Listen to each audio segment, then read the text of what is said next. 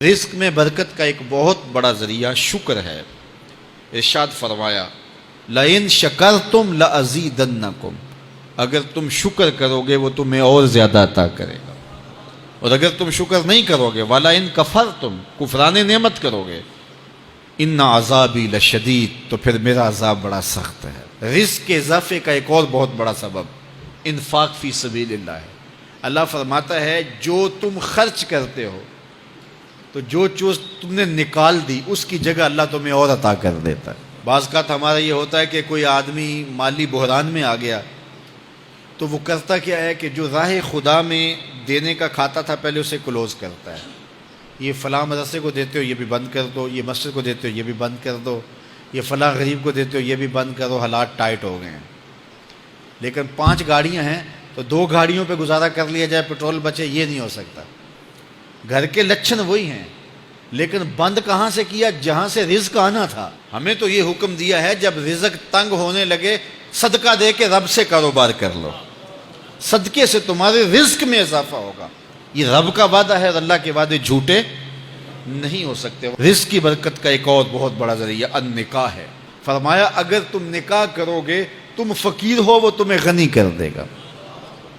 لوگ کہتے ہیں بچہ پیروں پہ کھڑا ہو لے تو پھر نکاح کریں گے۔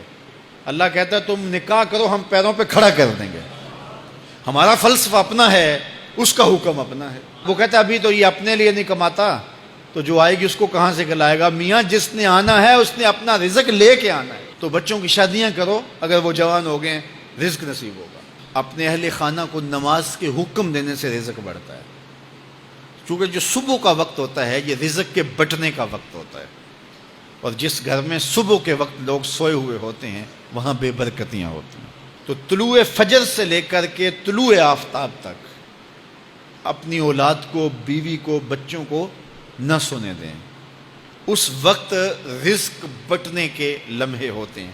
کثیر دعائیں مانگیں، تلاوت کلام مجید پڑھیں، اور نماز فجر مرد حضرات مسجدوں میں جا کے باجماعت ادا کریں، اور گھروں میں جو ہے وہ بیٹیاں بہنیں مصلے بچھا لیں تو اللہ کی رحمتوں کا نزول ہوگا۔ اب ایک حدیث میں رزق کے اضافے کا ایک اور نسخہ ارشاد کیا گیا۔ میرے حضور نے فرمایا جو شخص یہ چاہتا ہے کہ اس کے رزق میں برکتیں ہوں اور اس کی عمر میں اضافہ ہو تو وہ اپنے رشتہ داروں کے ساتھ سلوک اچھا کرے۔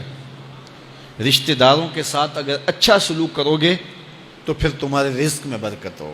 غریب ہیں تو ان کی مدد کرو، ان کی بیٹیوں کی شادیاں اپنے ذمے لے لو اگر اللہ نے آپ کو وسعت دی ہے، ان کی پریشانیاں بانٹ لو، ان کا قرضہ ہے تو اتارنے کی کوشش کرو، ان کو مشکلات سے نکالنے کی کوشش کرو۔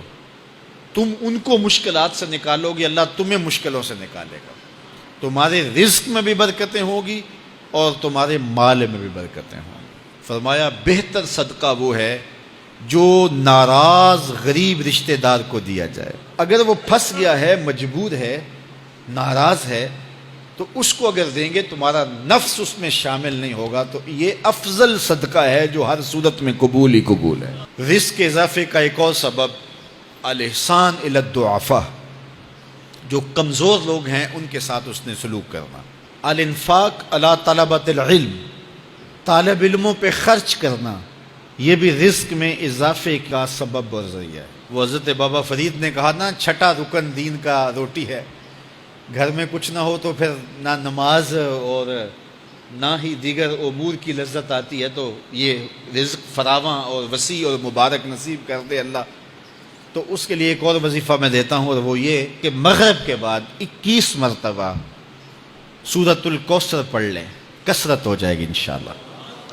اول خدوشی پڑھ لیں، 5-7 منٹ لگتے ہوں گے، تو سورہ کوثر 21 مرتبہ روزانہ مغرب کی نماز کے بعد پڑھیں، اور اگر بہت زیادہ مسائل ہیں تو ہر نماز کے بعد پڑھ لیں، تو انشاءاللہ آپ دیکھیں گے کہ گھر میں برکتیں اترتی محسوس ہوں گی، انوار کا نزول ہوتے محسوس کریں گے۔ تو یہ وہ رزق کے اسباب ہیں، اگر ہم اختیار کر لیں تو ہم اللہ کی خاص رحمتوں کے حقدار ہوں گے۔ اللہ ہم سب کو رزق حلال، رزق وسیع، رزق سہل، رزق مبارک، رزق فراواں نصیب فرمائے۔